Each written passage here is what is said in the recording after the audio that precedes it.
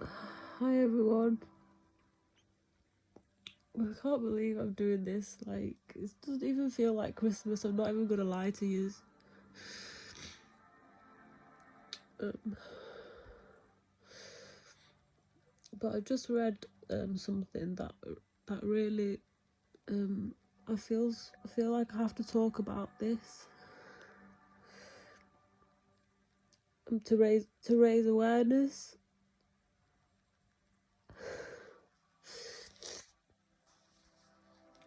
Um, I don't really want to. I don't want to talk about it generally, but I think it's not. It's not really. I don't really know.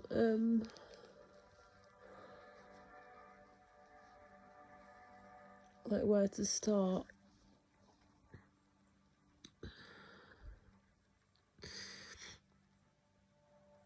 Like, I'm obviously like really upset as well. I don't think the intention of what I read like was to make me upset, but it did, and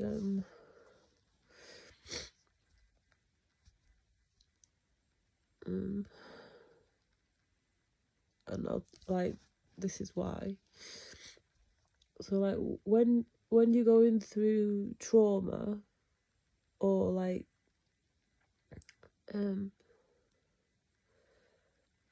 or when you're being put through trauma, or you're in circumstances that leave you in isolation for like prolonged periods of time, like it can look like you're not collaborative,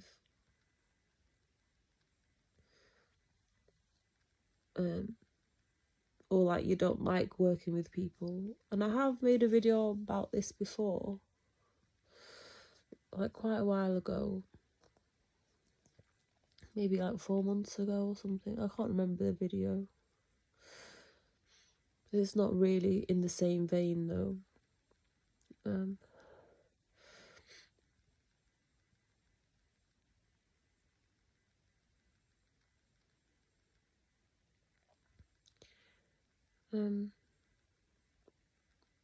yeah, it can look like that I can't work with people.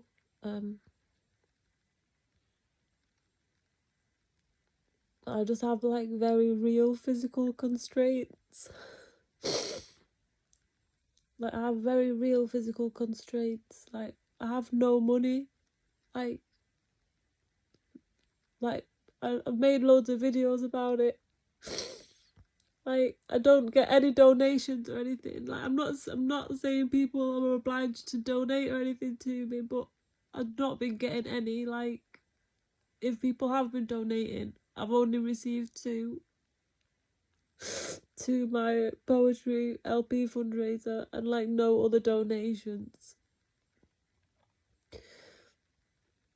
So I don't even know whether I should ask anymore, because I don't even know if someone's collected anything that I don't know about or anything like that.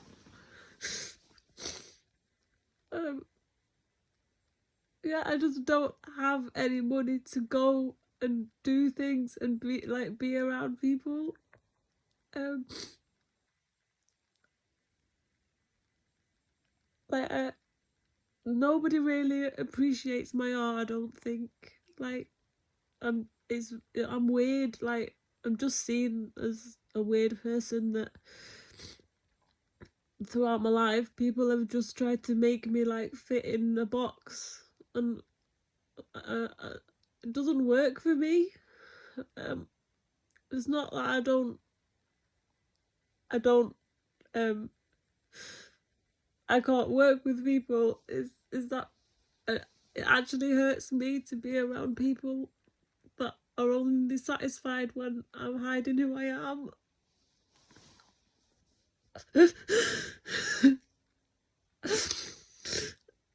And also, in my past, this has happened a lot.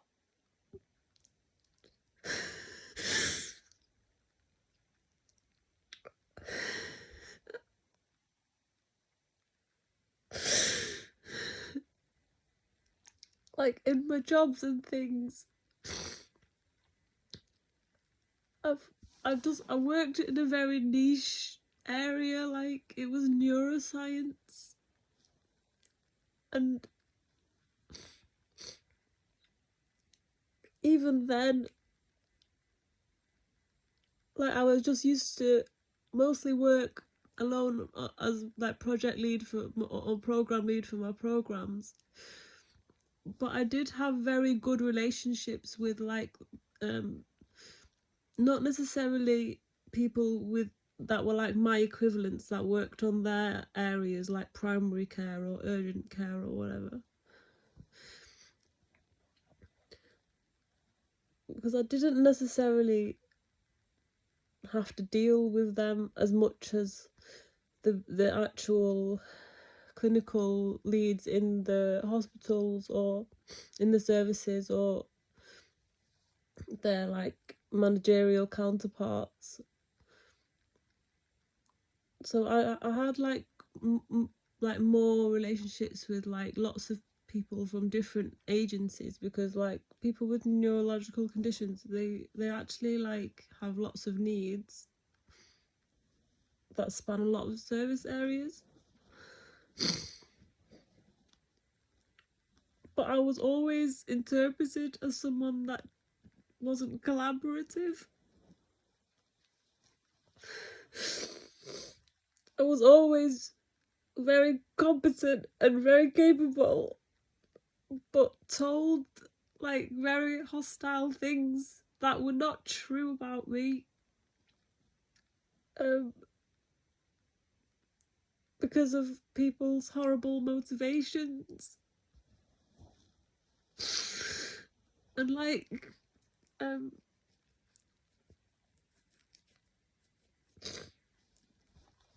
like I even did lots of like pioneering stuff, like innovative stuff that fed international policy and things like that. Not, I wasn't setting out to do that. I was just always doing things like that were new. I was just always ahead, like 10, 15 years ahead.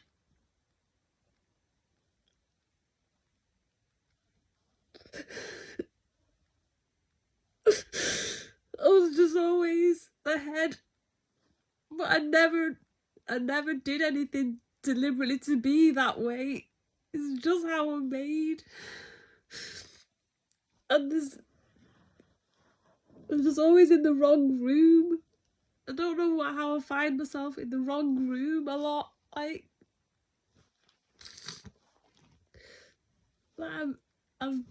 all my life I've been perceived as someone that is difficult to work with.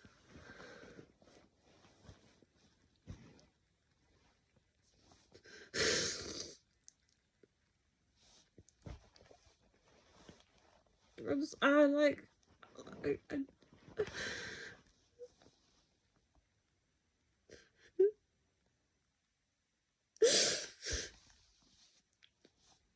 the past 2 years I've had people like maliciously blocking my attempts to get finance so I can actually pay people a wage, like manage people to help me with my projects.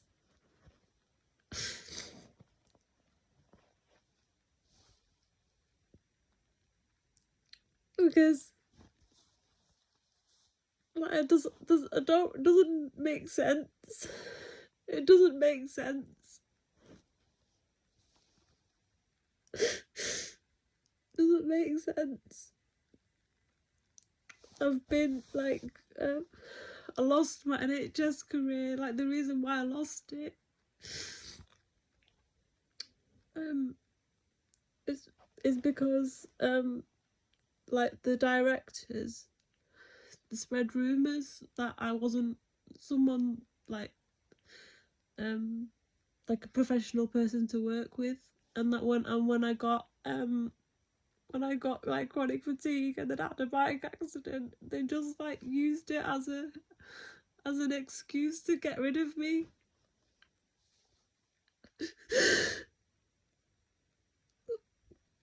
But really the true story is I'm very capable and very competent, and people see that I can work with lots of people and I can galvanize people.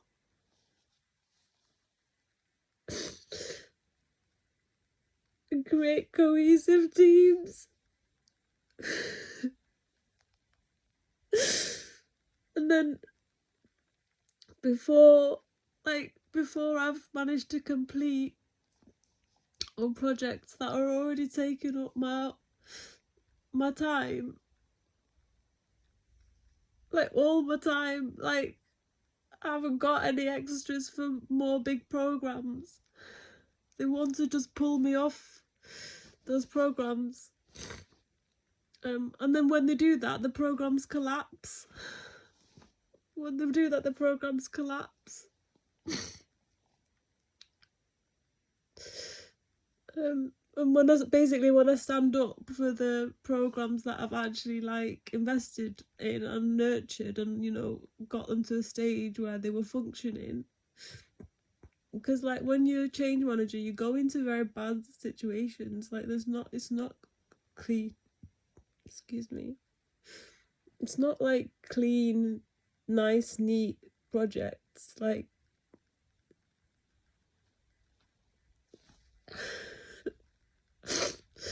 but then if I'd like stand up for the projects and like myself and my own sanity and like, you know, well-being,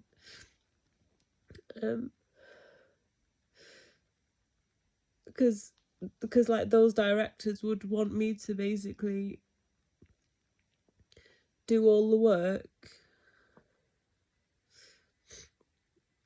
so they'd have like in their programs, this happened like quite a few times in different times, and like it was different managers, but it's a kind of the same theme, where these programs would be in need of like my help, and but the programs I was in didn't really have that much support, and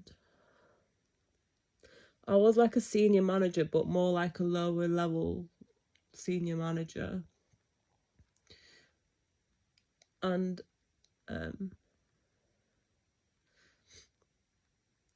there wasn't like loads of more directors and stuff above my projects like there was on these other ones that needed my support.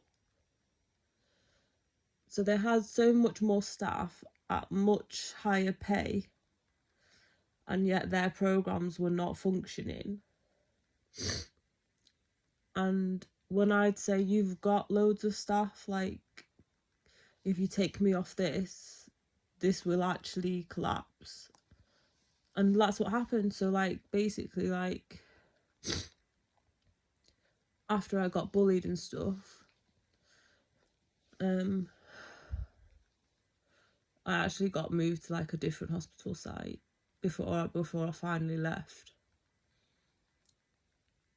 And the reason why I like left was just because like there was no support or anything from a chronic fatigue, or like after I had my bike accident. And it was just like the perfect reason and stuff, perfect excuse for them to like get rid of me. But it was all under the lies of I'm not professional and people can't work with me. When people were happy in my teams, like they had fun, like we were doing quite difficult work, but the meetings and stuff weren't, they were actually like some of the ones that people used to look forward to in their day, and we'd achieve a lot, like we'd achieve a lot together, and we'd have things to celebrate with each other. And the other people who basically like orchestrated my exit out of the NHS, that they didn't have that in their teams, and that's basically like why their projects weren't functioning, even with people with all of that experience between them and all of those high salaries. Another thing was, people respected me because I actually didn't just sit in an ivory tower, like, because I'm by nature like a grassroots person. So like I did have a desk in like an office space that was in like the administrative quarters, like for the managers, and like I did have one, but I was like hardly ever there. Like I went one day a week, and then actually spent a lot of time with the teams that I was doing transformative work with. Because the worst thing when you're a transformation manager is just telling staff like what to do. Like, do you just being a new face that they've never seen you before, and then you acting like you can just give them orders, and then some of these staff, like, they've been in their job, like, say it's nurses, they'll have been with that service for like 10 years or whatever, so they know what's wrong. And so what am I gonna do? What am I gonna do to like change their mind just by coming in, you know, putting together a plan of things that need to change just from superficially looking at things. And also, like, people in the NHS, they just never changed, really. Like, they just never changed. They just like went around the same circles. And so there wasn't really much faith or trust or anything in like improvement managers or like change managers. There just wasn't, like, it wasn't very, like, we were just never viewed in a positive light. And so like when you go and spend time with them and you do things like make a brew for each other and stuff like that, like, it kind of humanizes you towards them as well. And I never saw myself as above them or anything like that. And then there was in the project teams, there was people more senior than me that would attend as like representatives for their organisations and stuff. And like both clinical and like non-clinical. But there'd also be like other members of staff that were more like lower banded people. But there wasn't any disrespect or any people that were higher ups or anything talking down to anyone else in my meetings. We never had that. There was just never that. It was never like that. And basically that's why we had breakthroughs and stuff. And so like trying to put me in a dynamic where it was more authoritarian and stuff, one, you're not going to get the results. Like, people would just expect they could just transplant me out of conditions that were very different to the way that they wanted me just to like kind of subordinate myself and just basically, like, I don't know what to say, but do work that was just like pen pushing stuff. It wasn't all the like, because when you do change management, you have to have like lots of conversations with people to get people on side and like dispel and you just have to have lots of conversations with people to really understand the issues and everything. And like their agenda was I could just leave my projects, go and work with them, but be more of just like someone like a slave, basically, someone who would just do all the reports that they would just tell me to do, and they would get all the credit for all the work. But none of my projects worked like that.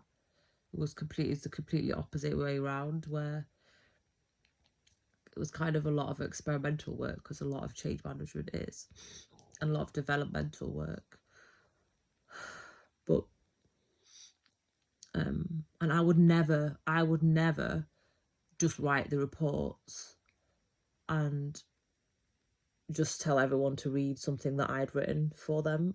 Like, it would be a two-way conversation where each person responsible for that section of the project would send me their little bit,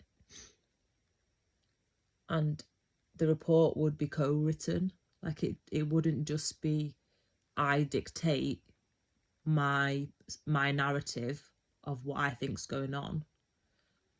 It was always more involved. So like what people kept trying to accuse me of is like not working with people. It was just, in actual fact, me, like the ways that in which I work that are successful. Well, one, they were jealous of, but wanted to take me out of working in the ways that were successful, because they were jealous that I and scared that I was actually going to take their job. So they would just want me to work in ways that was not actually natural to me, wouldn't actually yield results. I would never get any credit, because I'd be like surrounded by all of these more senior people that cared a lot about their job titles and like just bootlicking and stuff like that, which I never did that. And yeah, but I was always accused of like being someone that you couldn't work with. But there was nothing, no results. Like, the rumours were always believed, but my project always moved, and there was always progress. And like, it wasn't just me though. Like, there wasn't just me it wasn't just a project team of just me.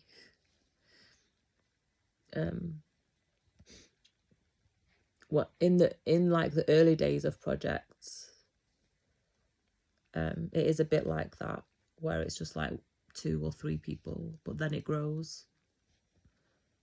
And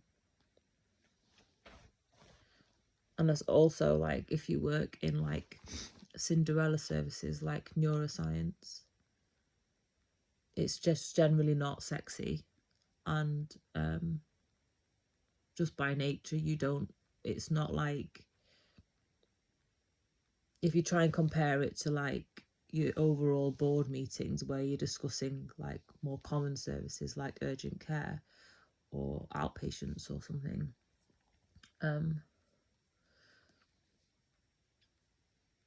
it's just not it's not really a comparable thing. It's not really a comparable thing. Like, we did have meetings because the services were regional, so we'd have like representatives from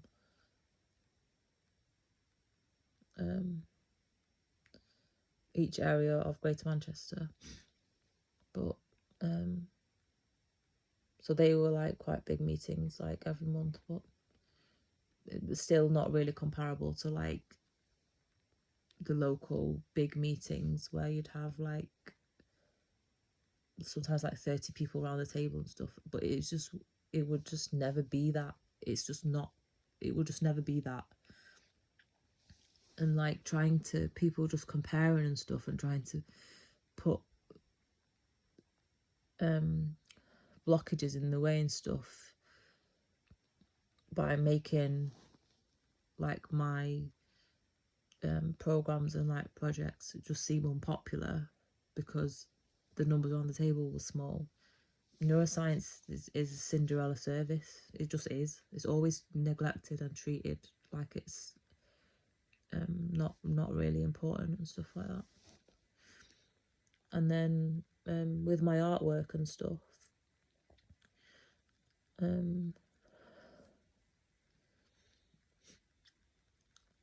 like it's kind of similar where I've had opportunities that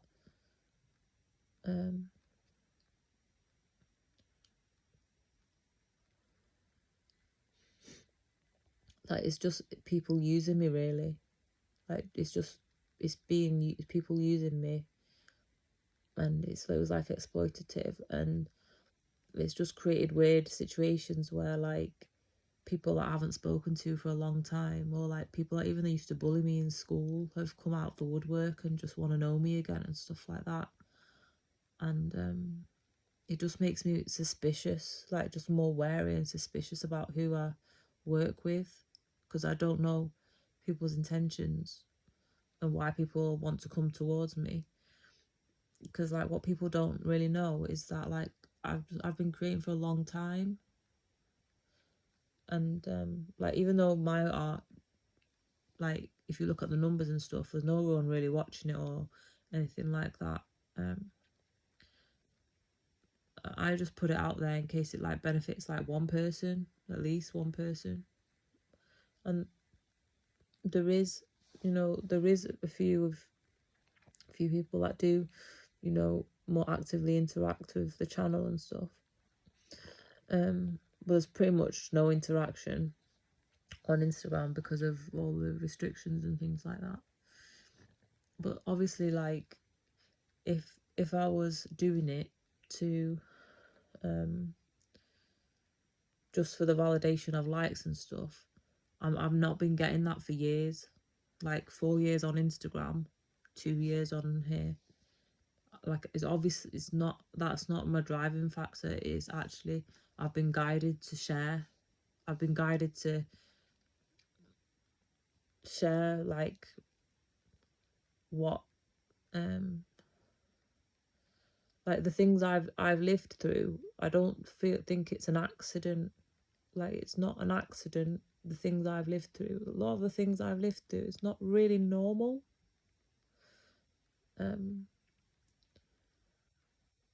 Yeah, it's not it's not really normal.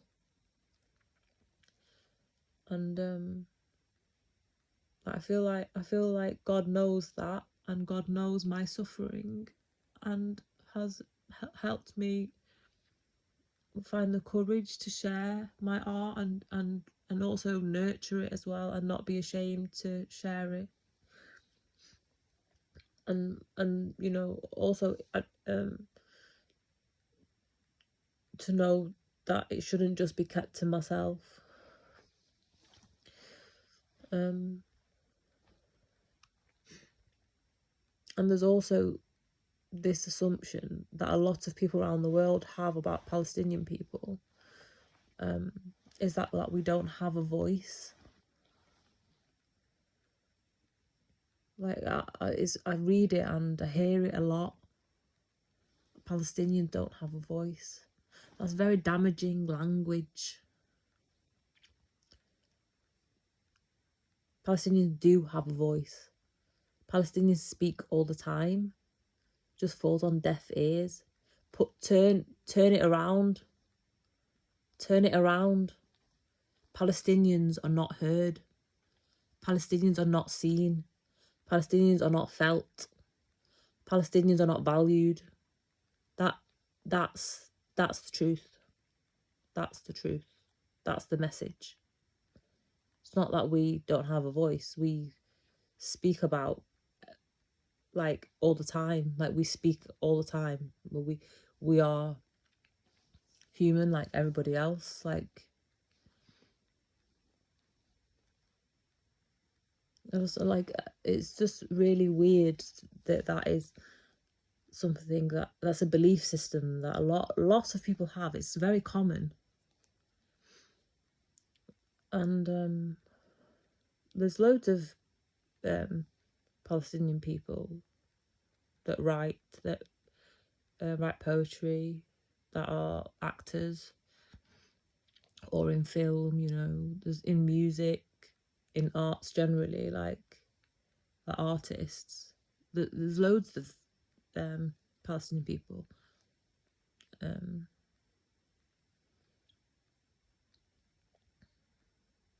It's not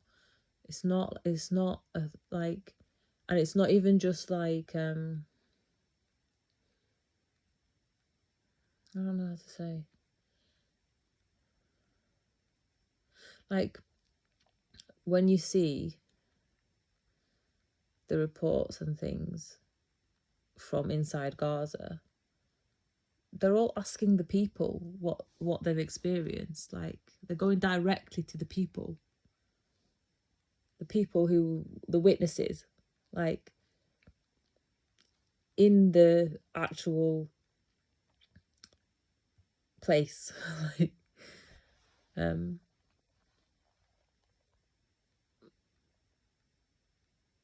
the kids are the kids are speaking, the elderly are speaking. Like it's not just like, I just don't know where that, it's just completely doesn't belong to us. It doesn't belong to us. Being blocked, like I've been blocked, like my reach has been blocked.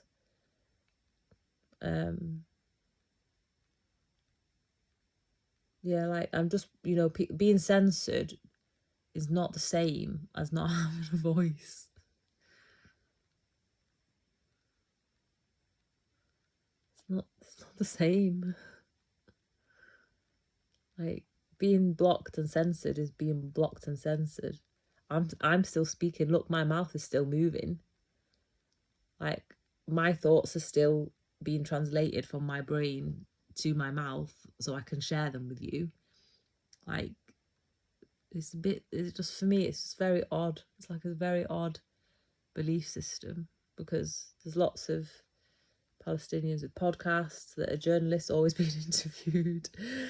Like it's just giving speeches. They're everywhere. Like Palestinians with voices, they're out and about,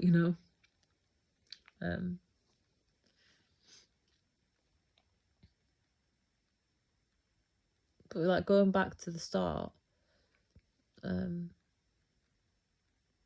like if you don't have money to do anything, like you can't do it. Like I'm just not the sort of person that like jumps the train to get to London, risks it, and I'm not a lawbreaker. I'm not like that. It's not in me. Doesn't, like, I'm not that sort of person.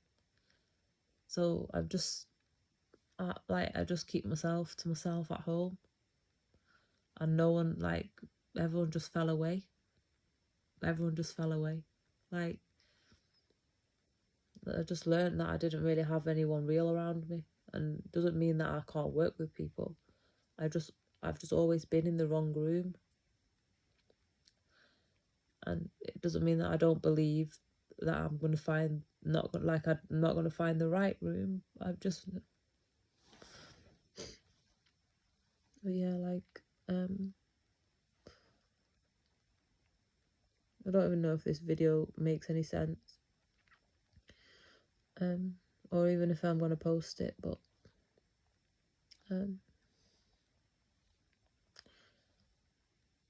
if anything, at least it's helped me to process the pain from that, and kind of like raise awareness about perceiving the dangers of perceiving people as their trauma and not as themselves. Because I yeah, like when I have money and stuff, like basically, like, it's because I don't have money that I have to use the NHS. Like, if I had the money to just pay for EMDR privately, I would just pay for EMDR privately. But it costs a few £1,000s, because it's just not worth it to go through what I've been through, like all of that humiliation and slander and everything, and like getting into like legal dramas and stuff like that. That's not me not being able to work with the doctors and stuff. That's me just standing up and not letting their projections negatively impact my life, because I've got awareness that it can.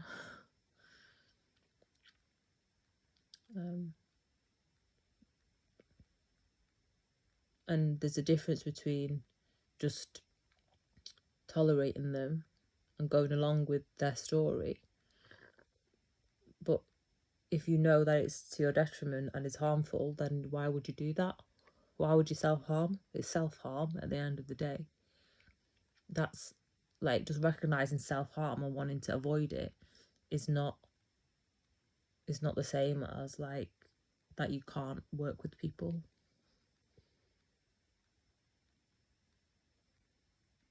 But you definitely can't work with someone that can't see you. Like, somebody who wants to see me in the ways that I've been seen, you can't work with that if you've got awareness, because basically they're asking you to internalize their perception of you,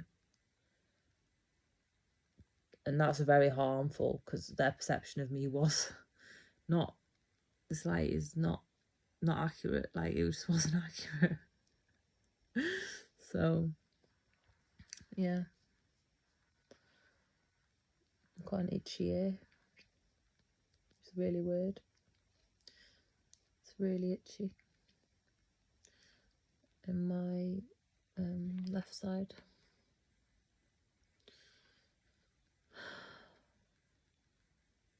I don't know.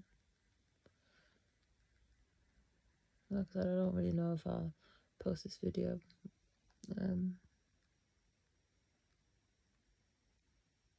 But it has helped me to like process things a little bit. And actually not to be hard on myself and punish myself about the way I've perceived and the way that I'm treated as well. Because for me, it's all a distraction. I'm a very focused and disciplined person, and I've also been like ostracized and demonized as like not wanting to socialize with people, or like isolating myself. This was again like in the NHS, just because I don't gossip. Like, hanging around with people that all they want to do is gossip is not my idea of a good social time.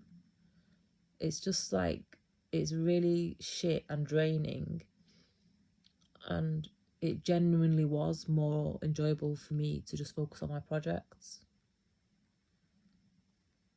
And people took that as me being like antisocial and socially awkward, and like isolating myself from people and not engaging with them, which I didn't engage. Like, why would you want to like engage with that? Why would you want to use your energy for that and then complain why someone else is choosing not to? Like, I was making healthy choices. Like, you can't win. You just can't. Around people like that, you can't win. and like I don't engage in that kind of bullshit that people were just always trying to get me distracted and engaged in, and it just gets worse and worse and worse. And I've just in my life become more isolated because it's just like, yeah, it just gets worse because I'm always gonna have aspirations. I always had goals or things I was striving for, you know, like things I was doing. But it's not really, it was never about them. Like, I don't know why people would find a way to make a situation somehow into a story where I was doing something negative towards them because I was pursuing my own things, which I just think is weird. Like, everyone should just be pursuing their own things.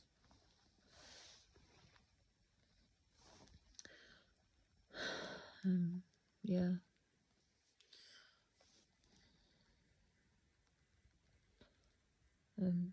Yeah, that's it really. And yeah, I don't know if I'm gonna post this. Like, it just feels like an ordinary, just every other day for me. It's like an ordinary day. It doesn't feel Christmassy or Christmas at all.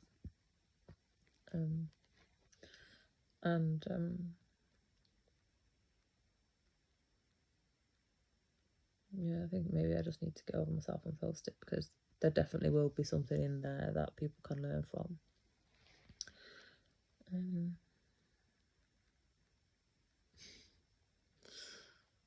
Take care. See you in the next video.